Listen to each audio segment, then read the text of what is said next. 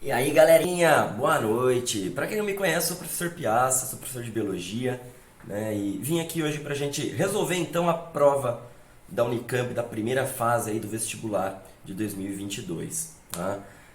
A princípio, o que eu achei da prova, né? Não foi uma prova fácil, tá? Foi uma prova média, tá? Algumas questões um pouquinho mais complicadas, algumas questões meio de rodapé. Tinha algumas muito simples de resolver, mas no geral a prova, como um todo de biologia, não foi fácil. Eu diria que ela foi uma prova média, assim, né? Teve três questões bem interessantes, que foram questões interdisciplinares. Uma questão interdisciplinar com matemática, uma outra com história, né? Eu antecipei aí para vocês que esse assunto poderia estar presente, né? Até indiquei um videozinho lá para vocês assistirem. Inclusive indico novamente aí, sigam aí o canal do professor Bruno Medeiros de História, ele vai fazer a resolução dessa questão lá para vocês, tá legal? E teve uma também com geografia, né? Uma questãozinha com biomas. Então nós tivemos duas questões de biomas, uma interdisciplinar com geografia e uma de biologia, que abordava também um assunto que eu já antecipei que ia aparecer aí, que era a questão do Pantanal, né? Então vamos lá, ó. Vamos começar a resolver as questões de biologia para o vídeo não ficar muito extenso, né? Então a gente começa lá pela questão 65, uma questãozinha de compostos orgânicos, compostos inorgânicos, de nutrientes, né? Então nós temos um texto. O texto fala assim: ó, o Programa Mundial de Alimentos da Organização das Nações Unidas foi agraciado com o Prêmio Nobel da Paz. No Brasil, um dos maiores produtores de alimento do mundo, 4 em cada 10 famílias não tiveram acesso diário, regular e permanente à quantidade suficiente de comida em 2017 e 2018. A fome é declarada quando a desnutrição é generalizada e quando as pessoas começam a morrer por falta de alimentos nutritivos e suficientes. A diversidade dos alimentos ingeridos garante nutrientes para o desempenho ideal das funções do organismo. Assinala a alternativa correta sobre os nutrientes e a importância para a saúde humana. Né? E aí nós temos então as 4 alternativas tradicionais, né? E ele quer a alternativa correta. A hidrólise de carboidratos, a quebra de carboidratos na presença de água, essenciais, fornece aminoácidos. Gente, aminoácido é de proteína, né? Não é de carboidrato. Tá errada a letra A. Letra B. Os lipídios contêm desoxirribose e ácidos graxos. Gente, desoxirribose, DNA, né? Uma alternativa que não faz muito sentido também. Letra C. Fala o seguinte, ó. Os sais minerais são substâncias inorgânicas, beleza? Então não tem cadeias de carbono na constituição, essenciais para diversas funções do organismo, como a síntese de glicogênio, sim, envolve fosfato nessa síntese, fósforo, né? Proteínas também e vitaminas. Belezinha, a alternativa C é a alternativa correta dessa questão.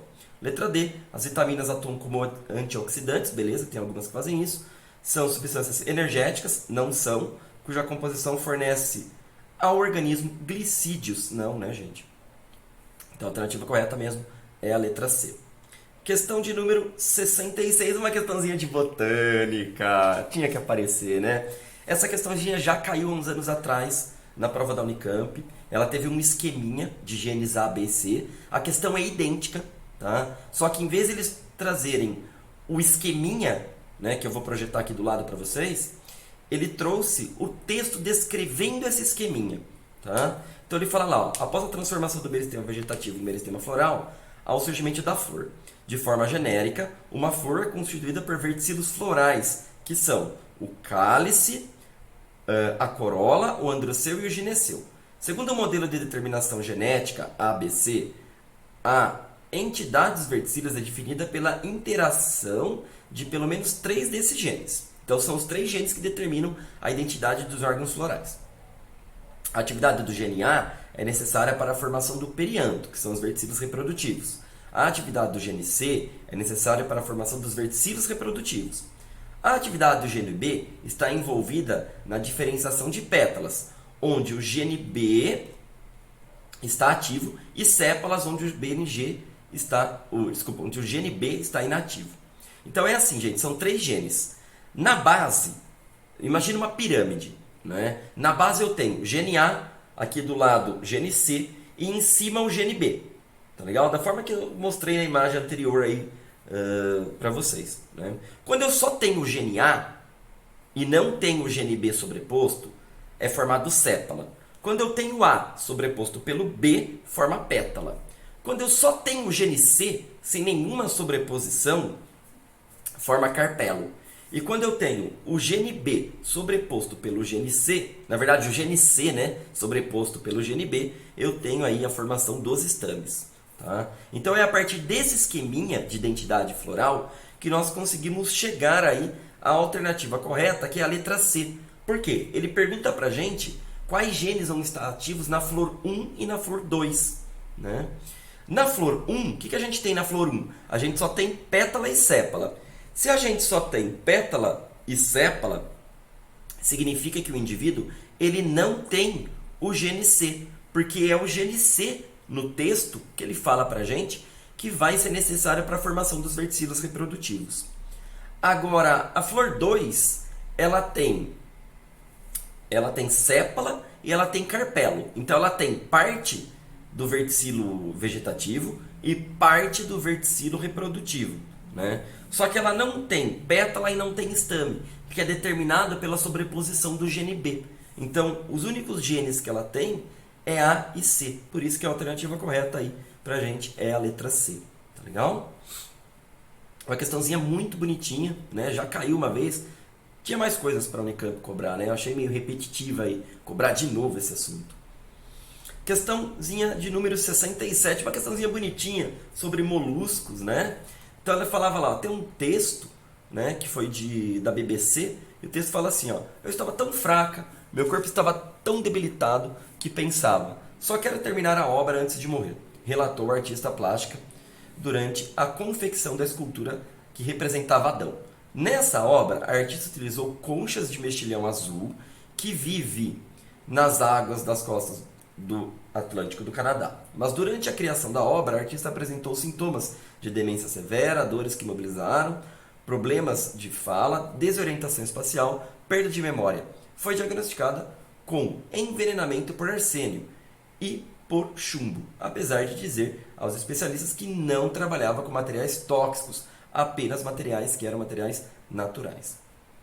Considerando o relato da reportagem e seus conhecimentos, assinala a alternativa correta sobre os mexilhões. Galera, mexilhão do grupo dos moluscos, ele é um bivalve, ele é um animal filtrador, né? Então ele filtra a água. Significa que se nessa água tiver presente algum composto tóxico, né? Algum metal pesado, por exemplo, aqui no texto ele fala do arsênio e do chumbo, esse material ele vai ficar retido dentro do corpo do animal, né? Esse é um dos motivos pelo qual você não pode comer ostra aí, em qualquer lugar, né?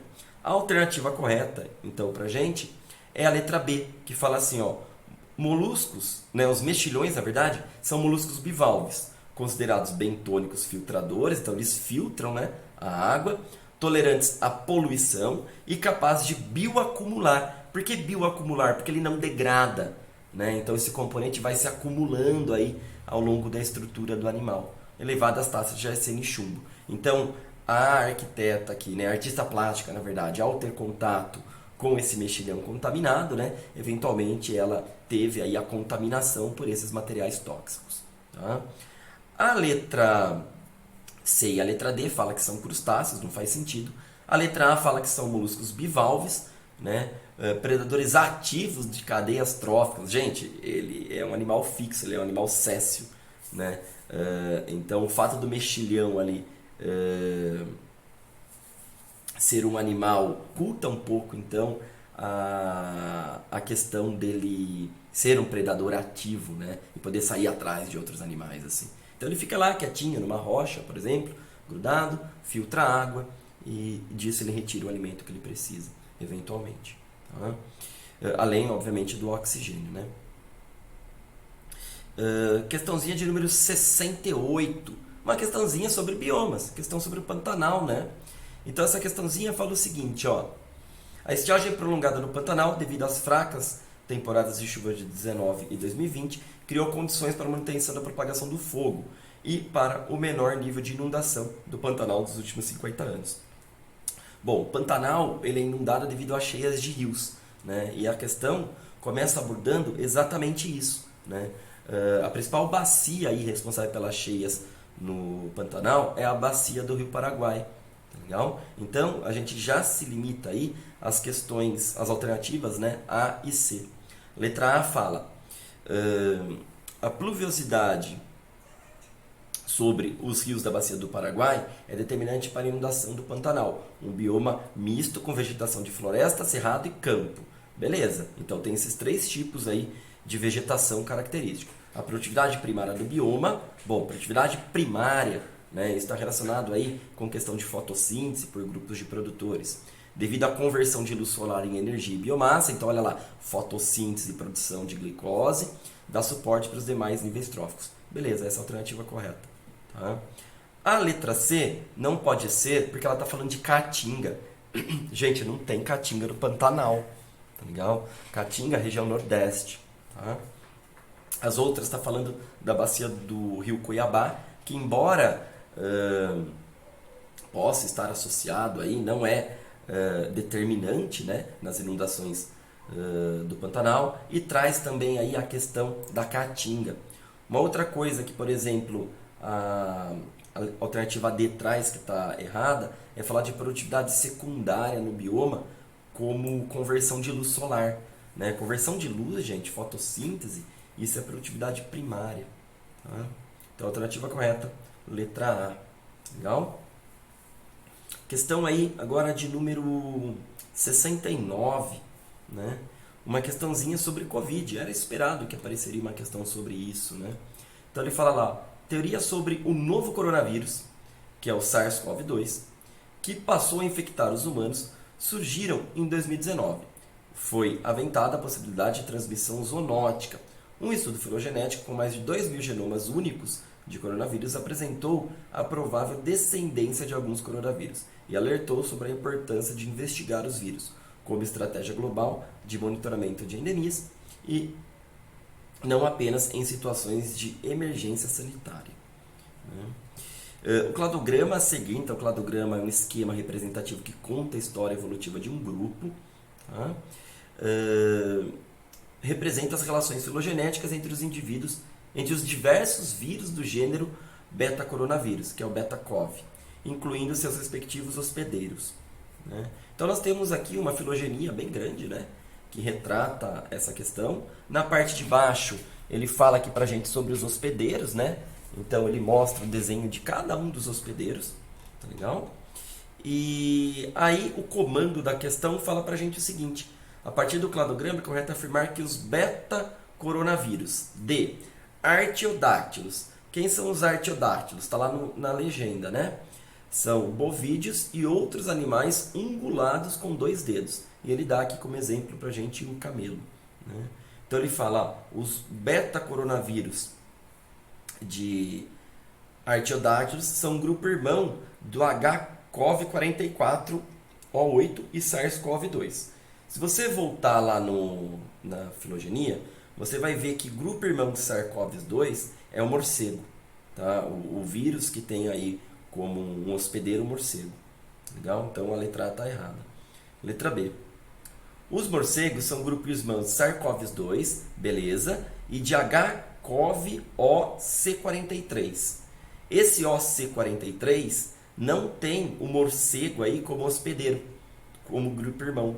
Tá legal? Letra C. O beta-coronavírus de antiodáctilos são os grupos irmãos de SARS-CoV-2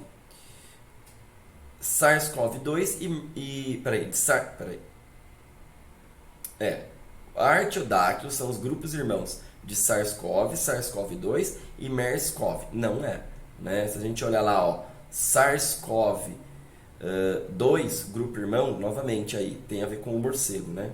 Então a alternativa correta é a letra D. Os morcegos são grupo irmãos de SARS-CoV, SARS-CoV-2 e MERS-CoV de humanos. Essa é a alternativa correta. Tá? Então era basicamente você olhar a filogenia e ver ali onde que nós tínhamos o grupo irmão. Então, por exemplo, SARS-CoV-2. Se você olhar na filogenia, a gente tem lá o RATG13. Né? RATG13 é grupo irmão, né, do SARS-CoV-2, tá? Que tem como hospedeiro um morcego e no SARS-CoV, no nosso caso, né, os humanos. Tá bom? Questãozinha de número 70, né? Uma questãozinha que relaciona um pouquinho aí o grupo dos fungos, né? É muito difícil cair uma questão dessa na Unicamp, tá? Que trate especificamente sobre uma característica de fungo, acabou aparecendo. Dezenas de espécies de fungos bioluminescentes já foram descritos, sendo 12 encontradas no Brasil. As estruturas fúngicas são capazes de bioluminescer, capacidade esta que tem significância ecológica, uma vez que pode atrair dispersores de esporos, repelir fungívoros, fotofóbicos ou indicar toxicidade ao fungo. O processo de emissão de luz envolve as enzimas redutase e luciferase. Sabendo-se que a emissão de luz depende da presença de duas proteínas e as reações apresentadas a seguir. Temos a reação aqui, né? Então ele dá uma legendinha pra gente, o que é o L, o que é o LH2, o LO e o HV. Né? Considerando as estruturas dos fungos e o processo de emissão de luz descrito, assinala a alternativa correta. Letra A. Corpo de frutificação. É o chapéuzinho do fungo, tá? São estruturas de fixação. Não, são estruturas reprodutivas. Tá errada a letra A. Letra B. Micélio. São estruturas reprodutivas do fungo. Né? O micélio, se a gente pensar que pode ter uma fusão de núcleo lá, tudo bem, pode envolver aí a questão aí de reprodução. Né? Mas o principal tipo de reprodução do fungo, né, é a reprodução pelo corpo de frutificação. Tá? A emissão de luz nessas estruturas se dá no momento em que a luciferina é reduzida, não é no momento em que ela é reduzida. Para isso era só você dar uma olhada aqui na equação, né? Então ele está falando lá LH2 com um oxigênio, né? Formando aí a oxiluciferina. Legal? Lembrando, né, gente, que micélio é um conjunto de hifas. Tá? Letra C. Hifas são filamentos, hifas são as células, né? São filamentos ricos em quitina, beleza? Que permitem aos fungos obterem nutrientes. A emissão de luz dessas estruturas depende da presença da luciferina reduzida. Beleza, olha a equação lá de cima. Elimina a luciferina reduzida. Vê se ocorre a liberação de HV, que é luz. Não ocorre. Tá bom? Então essa é a alternativa correta. Letra C. Questão de número 71, também é uma questão sobre Covid. Uma questão muito específica. Não gostei muito dessa questão, não. Ela fala assim, ó. Vacinar-se é um ato necessário para a proteção individual e coletiva. Até o momento, 4 vacinas contra o novo coronavírus receberam autorização da Agência Nacional de Vigilância Sanitária, Anvisa, para o uso no Brasil e podem apresentar biotecnologia distinta para promover a resposta imune do organismo. Então ele está falando um pouquinho aí dos diferentes mecanismos, né, das vacinas. A célula alternativa que apresenta corretamente a relação entre o princípio tecnológico da vacina e a resposta imune induzida no organismo vacinado. Letra A. O DNA, sim, induz a produção de proteína spike do SARS-CoV. Não é o DNA que faz isso, né? No caso, deveria ser o RNA. Letra B. Adenovírus, como um vetor viral replicante, ele não é replicante, tá? É por isso que ele pode ser utilizado nas vacinas. Letra B está errada. Letra C. A partícula viral ativa de SARS-CoV possui no capsídeo a proteína spike, que induz a produção de antígenos pelo sistema imune, a produção de anticorpos. Né? Letra D é a alternativa correta, então. O RNA mensageiro sintético fornece instruções ao organismo para a produção da proteína spike do SARS-CoV-2, o que estimula a produção de anticorpos pelo sistema imune. Essa alternativa está correta, bonitinha essa. Tá? E a última questão da prova, né? Questão de número 72, ela traz um anúncio aí, fake, né? É fake que termômetro infravermelho causa dano à glândula pineal. Assim como outras coisas que estão surgindo aí, né, gente? Por exemplo, a vacina causa AIDS, né? Então, umas coisas meio duvidosas, né? Sem fundo científico nenhum, né? E totalmente falsas, totalmente fake. A radiação infravermelha é uma radiação não ionizante, emitida por todo o corpo físico com temperatura acima do zero absoluto. Assinala a alternativa que preenche corretamente as lacunas no excerto a seguir. O termômetro capta a radiação ultravioleta emitida pela superfície da fonte, testa, sendo unicamente um sensor de temperatura. Localizado no interior do cérebro, a glândula pineal faz parte do sistema endócrino. Tá? É uma glândula, a gente tem relacionado com a produção de hormônio. Se é sistema endócrino, só pode ser a letra A e a letra C. E é responsável pela liberação de melatonina. Né? O hormônio produzido aí é a melatonina. A gente já mata e já chega na alternativa A. Né? E assim, Melatonina, ciclo circadiano, beleza. Mas o que tem a ver com reprodução? Bom, a melatonina, ela de certa forma, ela afeta a secreção lá de hormônios FSH e LH do período de ovulação. E como ela também está relacionada ao ciclo circadiano, a gente pode pensar que esse hormônio está relacionado com a hibernação, né? E períodos de hibernação e períodos quando os animais acordam da hibernação, né, de certa forma pode estar relacionado com a reprodução. Porque quando o animal está hibernando, ele não está se reproduzindo, né? Então tem aí um controle do ciclo e, consequentemente, da reprodução também. Legal? Então, essa era a prova da Unicamp, galerinha. Espero que vocês tenham curtido. Se tiverem dúvidas, me mandem. Compartilha com a galera para eles assistirem também. Tá? A ideia aqui, obviamente, como eu comentei no passado, não é virar um youtuber, é só ajudar vocês mesmo aí nas questões. Então, se tiver dúvida, comenta, a gente conversa, troca ideia. Tá legal? Aquele beijo, aquele abraço. Espero que vocês tenham feito uma ótima prova. E a gente se vê aí na resolução dos próximos vestibulares. Tá legal? Beijos, abraços. Tchau!